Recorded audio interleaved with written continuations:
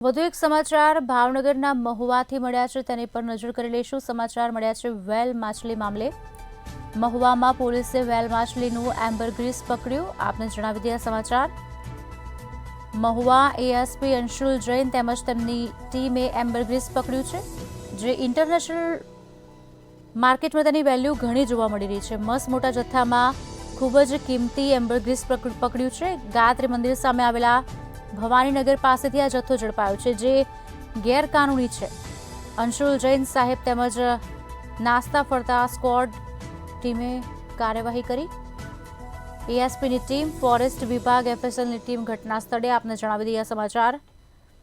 Mahuva ASP Anshul Jain તેમજ તેમની ટીમે એમ્બરગ્રીસ પકડ્યું છે મોટી જથ્થામાં, જે ઇન્ટરનેશનલ માર્કેટમાં જેની કિંમત કરોડોમાં બોલાય છે। એમ્બરગ્રીસ તે પકડી પાડ્યું છે। ગાયત્રી મંદિર સામે આવેલા ભવાનીનગર પાસેથી તે જથ્થો ઝડપાયો છે।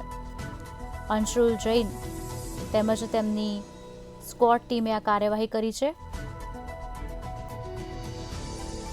ભાવનગરના મહુવાથી આ સમાચાર, જ્યાં વેલ માછલીનું એમ્બરગ્રીસ પકડ્યું છે।